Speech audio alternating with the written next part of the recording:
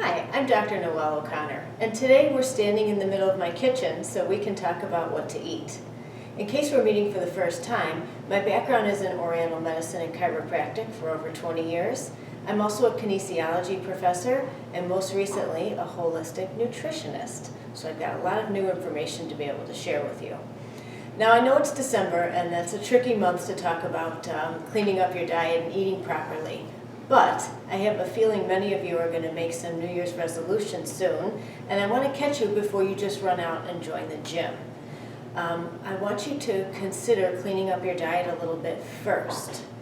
As it turns out, we really can't out-exercise a bad diet, and I'm afraid many of us have tried to do that for a little too long. Really, if you would have asked me 20 years ago what I thought health was, I would have said 80% exercise and 20% diet.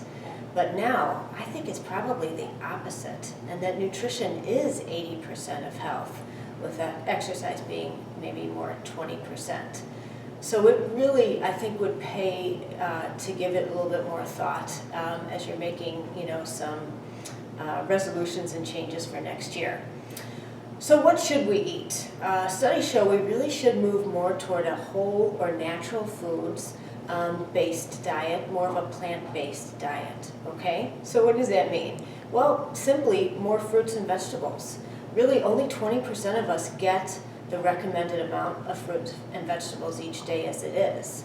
So fruits, vegetables, legumes, which is your beans, peas, lentils, and nuts, and whole grains. So, we learned this years ago, actually, great book, The China Study, and this isn't new information, this was written decades ago.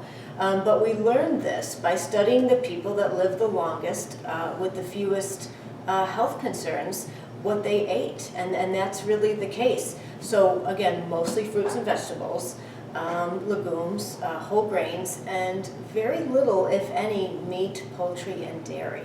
So we want to kind of move in that direction and try and restrict or eliminate meat and dairy if at all possible. So I'll help you. I'll come up with a few videos to give you some ideas of what to do at mealtime. But all I can tell you is that the more plant-based your diet is, the healthier you'll be. And it's as simple as that.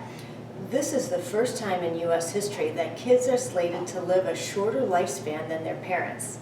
And it's mostly lifestyle and diet choices. So, as sad or frustrating as that seems, the good news is we can absolutely change that, but it really does start with our diet. So the other thing about fruits and vegetables, I sound like a cheerleader for that, but is that because it has such a high content of fiber and water, it triggers the stretch reflex in your stomach to tell you that you're full. So it's like a built-in mechanism so that you don't overeat. And if you're not sure, try it. Have you ever tried to sit down and eat 5 or 6 apples or something like that? It's as though you almost can't. Or a big bowl of green beans or broccoli. Even if you're craving something else, your stomach begins to tell you, that you're full. And that's what we want. That's what our diet used to be. In the 70s, we were 17 pounds lighter than we are now on average because we ate a diet much more fresh, whole foods and vegetables. So we just need to get back to that, that's all, But, so many of you are suffering from just vague symptoms, aches, pains, fatigue, tired, poor digestion, headaches, trouble sleeping. And then the bigger symptoms, of course, heart disease, diabetes. I mean, after all, the American heart teaches us that a heart attack happens about every 54 seconds in the United States. Every 54 seconds? That's pretty significant. Again, in other countries, that's not the case at all, which I was so surprised, to study, honestly. So, again, the good thing is that means we can change it. But you've got to start making some dietary changes. So I just want to plant that seed for now. Again, I know it's December. Enjoy. Do everything you were going to do, but start to give it some thought. What are you going to do differently next year? Okay? And if you're not sure where to start, books, I believe, are always a great answer. So some of my favorites, I would say, is probably this, Keep It Simple, Keep It Whole. small book, super easy to understand, lots of good ideas. Even smaller, quicker read, you could probably read this in an hour. Food Rules by Michael Pollan. Very simple, great book. Or a little more in depth, but one of my favorite authors, T. Colin Campbell, Whole. He also wrote the China Study, so this is where we gained a lot of our knowledge about how to live longer and healthier.